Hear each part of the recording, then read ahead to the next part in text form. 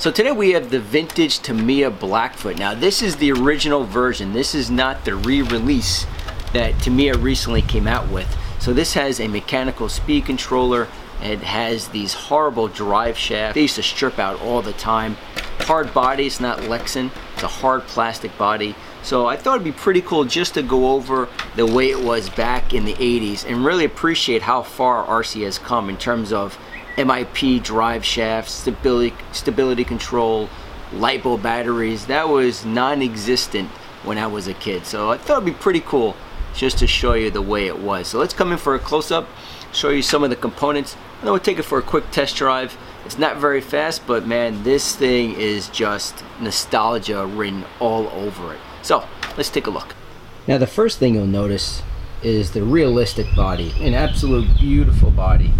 Now this is a very hard plastic, and I remember being a young kid, obviously being new to RC, I would flip this thing over so many times, it would crack it up, scuff it up, and eventually I just ran with just Lexan bodies because I'm not sure what they go now, how much they go for now, but back in the day these bodies were at least $40–45, so very expensive, but just super realistic and just such a cool look.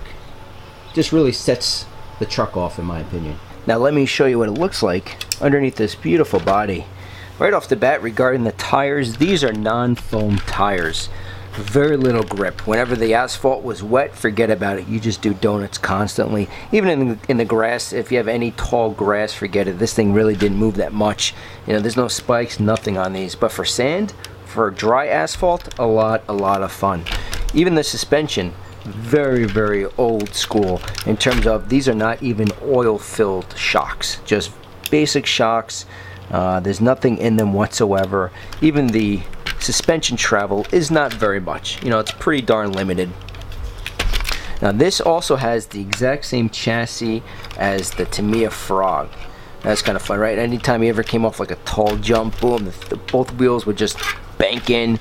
I mean, you know, it's just extreme basic technology and just design and engineering in a sense.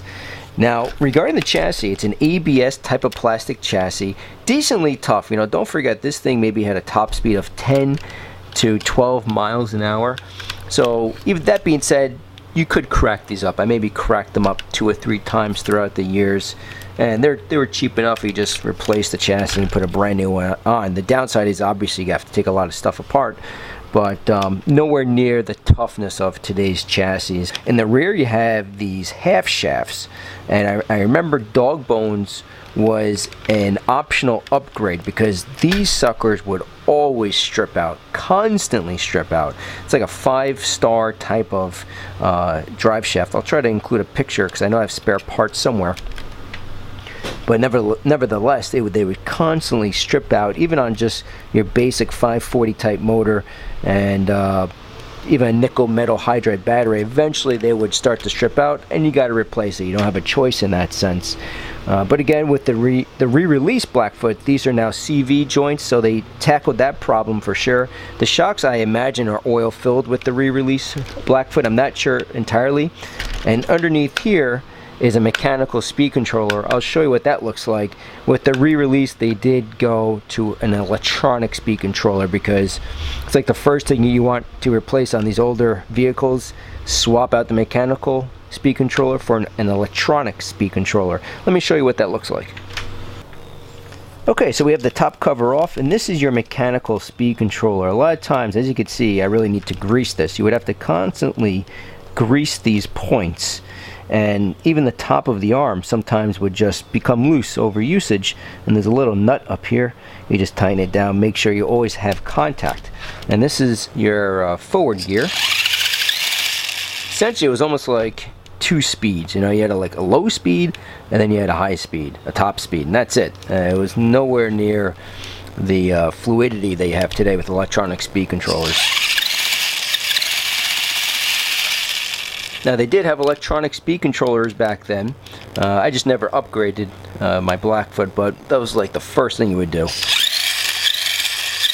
that's reverse. So let's take it for a quick spin.